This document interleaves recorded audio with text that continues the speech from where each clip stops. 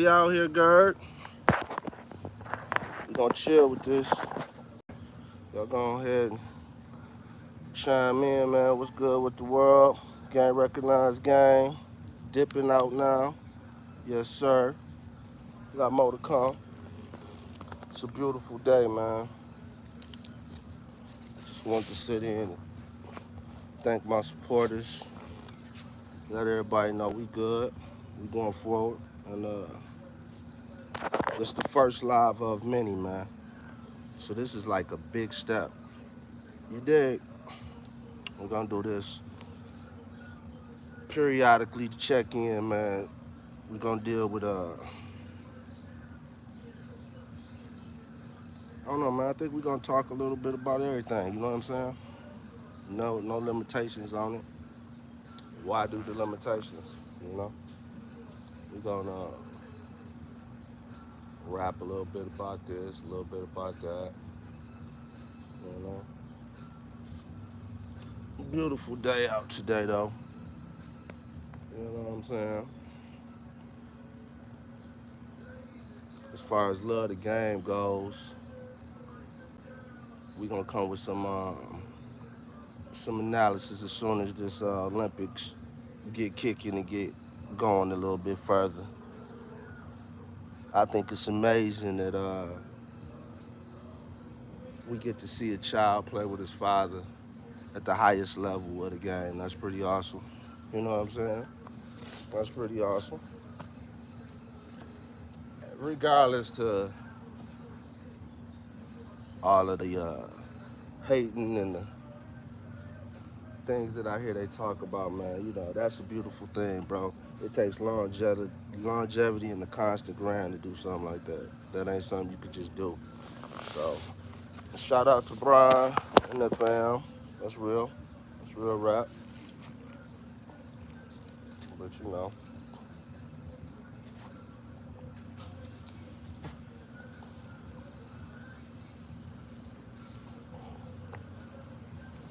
how y'all do out there on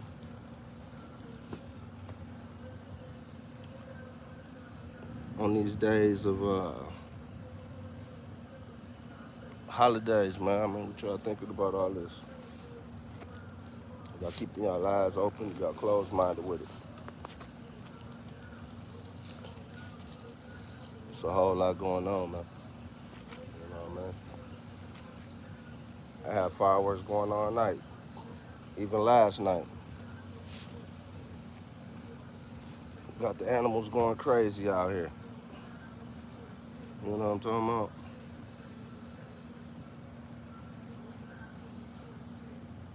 But here goes some real game now. So when hip hop, because you know that's what we on. We hip hop artists, man. So let's talk a little bit about hip hop, man. Um, and how you consume music. Because when hip hop started, man, I don't know, I might be aging and dating, but when hip hop started, a lot of us, it was a big thing to go and get that album when it dropped at your local store. I mean, even records, CDs, tapes. It was a big thing to go and get them when you wanted them, when they was dropping. And that was a whole event, bro. Like, we pull up, stop at the spot, go to the record store, get the record, stop at the liquor store, pull the car off to our favorite duck off, and then just sit and bang. Um, so it was some memorable moments made through music like that, man, where you remember the first time you heard certain songs. That's the special thing about it. Some music, when you hear something and it's your first time hearing it, depending on, you know, you might have been in the club or getting your first kiss as a woman, whatever. Wherever you first heard that music, that was so vital, man. Like, that decided if that song was good or if that song was bad. Was whatever situation you was in when you heard it. So I'm gonna just say, like, I'm interested to know how the majority of the people out there is consuming the music. Like, how we getting it, y'all? Is we taking the time to listen to it, or we getting it on our phone? Because we get a lot of stuff on our phone. We'll watch a movie on the phone. Sure.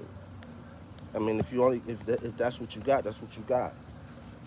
Uh, but that's my question: is, you know, what we looking at when it comes to that? How we feeling about that, and how you consuming it? Man, these I ain't the only one out, yo. The mosquitoes and the ants and all that out too. You did. So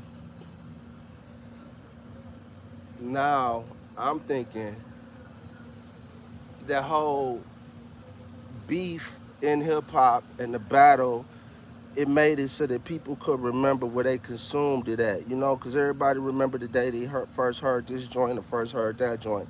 It made it more memorable. So shout out to, hip hop for keeping the culture in that place, and two MCs for allowing themselves to be up there doing that. A lot of responsibility in that, man. You know what I mean? But hip hop definitely was consumed. I mean, it was a time when kids was listening to the teachers, right? And wasn't listening to their parents. And then it became a time when kids wasn't listening to their parents, wasn't listening to the teachers, and they was listening to hip hop. Go figure that one out. So they started paying attention to hip hop more, get more in tune with the vibration of the people that was dealing with the same issues that they dealt with in life. And now we at a place where Chat GPT is challenging the teachers. Yeah. They're challenging the system through Chat GPT. That's crazy, right? But that's what's happening now. Weird scenario, but it's real life. Um, and the writing was on the wall. Not to say that that's that, but I'm just saying, like, shout out to all the great teachers we have that can't be replaced. It's still a factor in the game that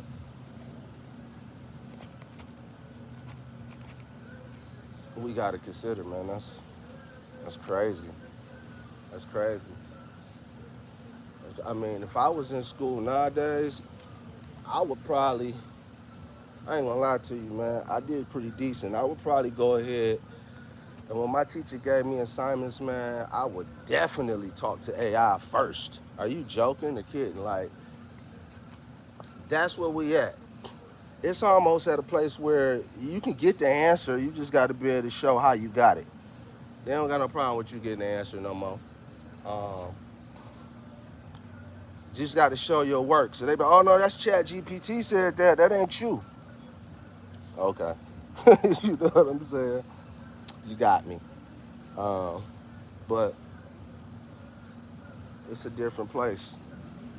It's a different place. It's a different world. Just like with the consumption of the music and how we receiving it and what we remember about the moments we got it. Um, it's no doubt plenty of it in the sea. There's so much out here, uh, which makes for a great platform. But it also says to me as an artist that it's a lot of people got things they need to get off their chest. Cause make no ifs ands or buts about it. It is a talent and it is a gift to be able to create music and to be able to come up with songs, and you know that's a gift. However, it's people who might not be the best at doing it and they still do it. They still create the moment.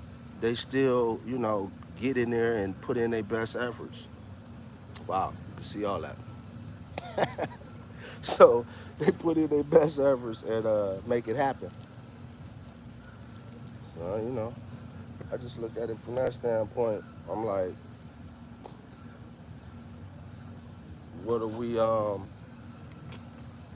what are we missing when we what are we missing as people and as a universe when we see people going into closed rooms, closed padded rooms to express themselves over frequencies and sounds. And we start ignoring the message that's being poured out to us universally. Uh, and on top of that, the message might not be 100% dealing with your situation, it's dealing with their situation, but they letting that out, getting that off their chest, and sometimes you can relate to them. So, as sad as it is to see, some of the music that we as artists share, it's almost like, dog, if I share a horror song with you and then I share a blessed song with you, you like the horror song because you can relate to it. That is the bad part. Nothing else. Freedom of expression, you know what I'm saying? It's just the climate and the temperature of the listener is in a place that, yo, we ain't been here. We real enlightened, we real knowledgeable, and we ain't been here before. So we got to figure out how that works. We got to figure out how or where we going next with it. But that's real talk.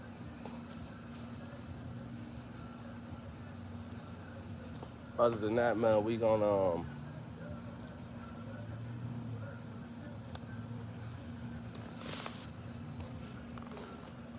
enjoy it. Put your tree on the back, ground a little bit, get in nature, breathe a little bit. But just think about the realities. Some of the things we dealing with in life, man. You know what I'm saying? Shout out to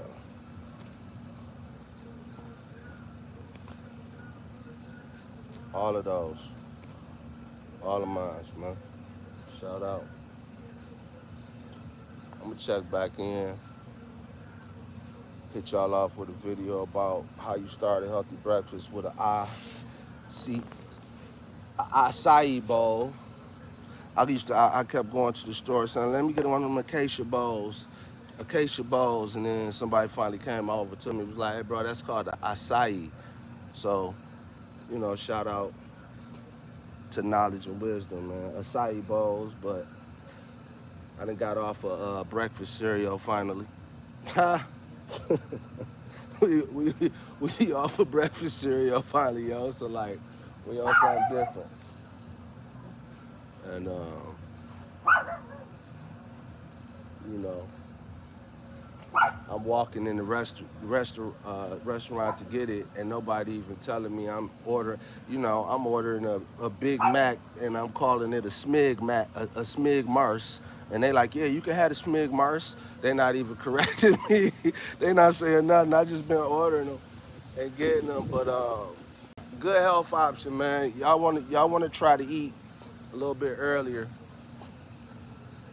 and not put so much sugar in early. We getting older, man, and then we end up diabetes be chasing us down like Barry Sanders is, you know what I'm saying? Like, dude, Deion Sanders, whatever, man, it's real. You know what I mean? We got to get our health in a better place, but better place. I'm here for it. I'm here for it. I'm here to input whatever knowledge I have to help those get further. I'm all for it. I'm all about it. Because I'm going to tell you something else. A lot of your emotion and a lot of your feelings that you having and a lot of things that you dealing with is stemming. It's stemming. They starting at the gut. The gut is vital, man. It's a big attack on your gut. They want your gut. They want your gut, man. And they want your gut gassy, cramping, in pain. That's how they want your gut. Ain't no doubt about it. So it's up to you to say, you know what, that's not gonna be my gut. And that is the bowels of hell, so to speak, without getting all crazy. That's that's where the hell starts, man. And you push hell up out of you. So you don't want to have that. They used to call it fire water. Putting the fire water in your stomach make a man crazy. You know what I'm saying? Different traditions, cultures, and history knew about it, man. So like, I had some family, bro. They would wake up in the morning. I ain't call nobody out. It's just what I saw. So it's my story, man. They could wake up to a pint, half a pint. I mean, like literally, that was breakfast, bro. And when it got to a point where I would be sitting there and we wake up getting ready to get on our grind or just getting up, getting ready for the day. And they start their day off with that, bro. Like the eggs ain't even hit the skillet yet. They just boom.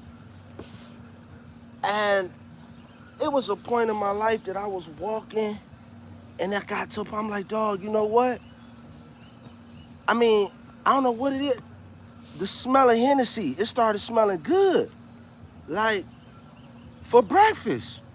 Straight up. It was like, it was smelling good, bro. Like we get ready to go. And once we cracked the Hennessy and got the Hennessy on our breath, it was gonna be a good day. And that my friend, you know what I'm saying? I've been there. And to those who might run across this, and it's still there, you know what I'm saying? But I had Hennessy. When I met my wife, I had Hennessy bottles everywhere, bro. Everywhere, bro. Um, I had an area that I kept my champagne and my bottles of liquor. And I used to just collect the Hennessy, the pints, and stick them on this table, and then put like the Moe bottles and the Don bottles in the middle of my apartment. And it was just like that was like me coming home. I used to keep a Hennessy, half a pint to a pint, in the freezer. So as soon as I got off work, I could get to it. I mean, we going back, bro, but it's like for me, y'all, to say that I went from there, and I'm gonna take y'all through this journey, but I went from there to being at a place where now I'm anxious to eat a acai bowl from Hennessy in the morning, check, to now wanting the acai bowl in the morning, check, to waking up. I'm gonna leave it right there. I don't want to go too far, but I'm talking about so engulfed in the alcohol phase of this that the alcohol smelled good in the morning. Like I could smell the grapes in Hennessy. That's how bad this was, y'all. Um, did I recognize it? Nah, man. You know, we was riding, doing our thing, and enjoying life, bro. As much as we could, make the best out of a day. But now, mind you, I was around a lot of OGs, man. So in that time period, I'm seeing dudes just that came in and went out, and they dealing with life that way. I'm with guys that's been over in the war and then got hit with Asian orange. You know what I'm saying? Real, got hit with the Asian orange over there, came back still alive and going through their day to day. All of these trauma, um, pain filled, very rough testimonial story carrying individuals, man, like been through it, been through the pain, bro. And as a person coming in without that in my background to my OGs, bro, it was hard. Like every one of them passing the pint around. See, you kind of just happy that you can be one of the people to get the pint at first. Um, and then at some point, you start looking at it, or you just get engulfed by it. For me, I stepped back and looked at it, and it still didn't make me stop, but it made me, you know how you just say, like, I ain't gonna be like, I might drink, but I ain't gonna drink like that person. So it's one of them type of things. Now you the judgmental person in the alcohol, in the drinking circle, because you don't want to go too far with it. And that, you know, whatever. But yeah, it got to that point, and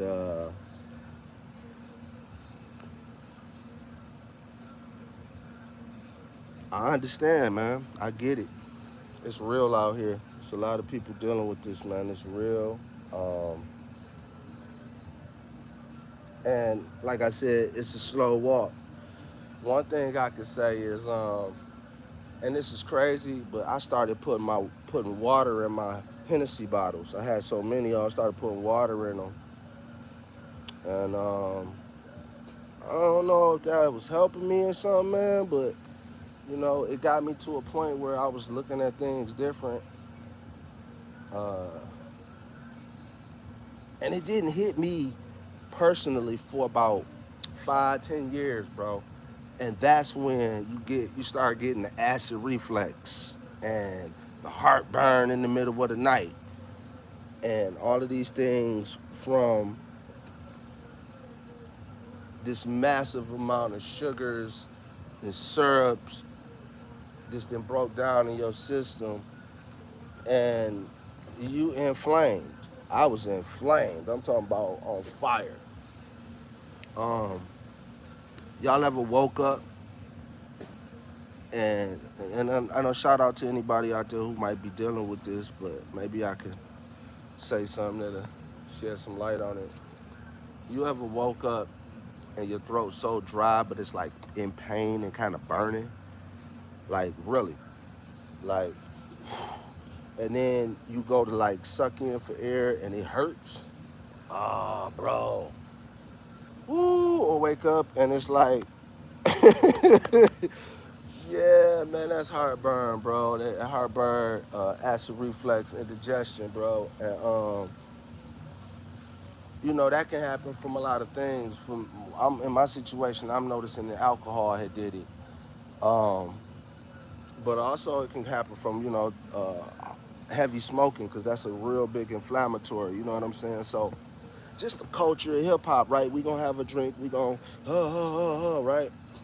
Yeah. So the other thing that's crazy, and we gonna touch on this, is I ain't going into it yet, but I just gotta remember it. But the insurance policy on millionaires that's making corporate companies billions of dollars, and a guy can be 45 years old and his insurance ain't there. It would behoove me as a corporate owner to have a corporation and not be insured. Like LeBron is insured, man. Like he been playing so long, bro.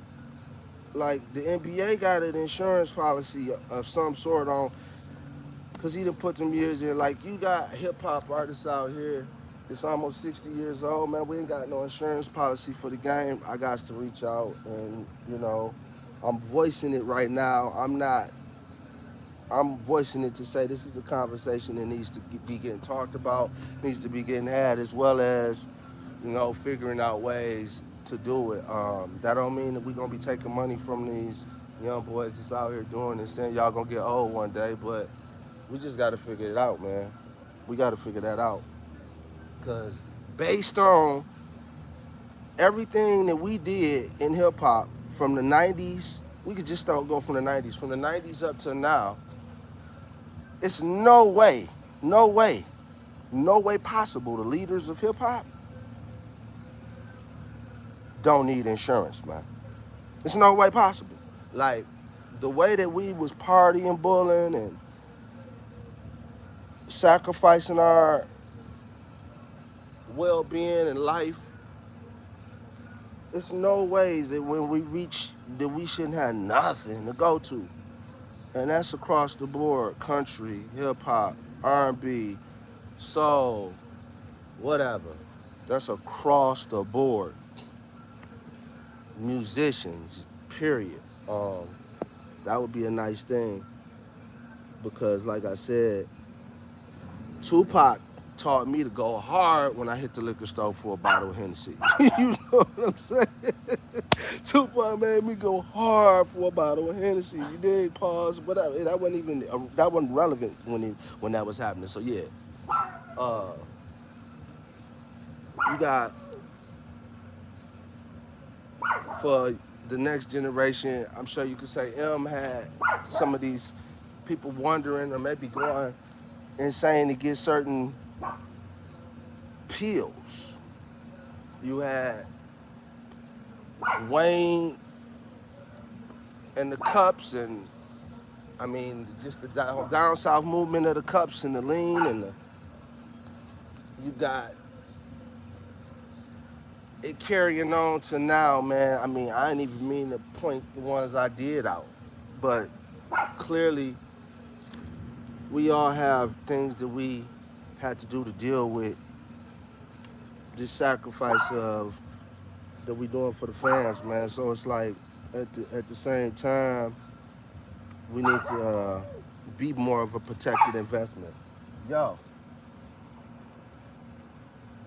we need to be more of a protected investment. So,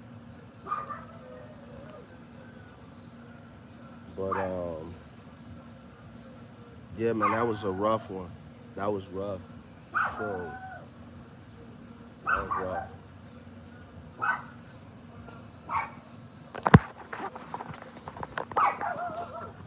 I gotta see some. I don't know how you mute this, but we gonna come right back and revisit, y'all. Shout out, keep it 100. We nice and sweaty out here now, so it's all good. Oh, you finally done making all the noise? That's cool. So yeah, it is what it is, man. You know, nobody's perfect. Um, but yeah, that Henny ain't no joke, man. For me, that was Henny, Remy, all of it, the whole crew. Shout out to the MIC. Shout out Gary Recognized Gang, DUC. You know what I'm saying? The whole crew. It is what it is, man. We went from half a pints to gallons. Yeah, half a pints to gallons, and now we love our water, man. G, G, quiet, yo. Gotta go. The boss calling. Holla. Gert.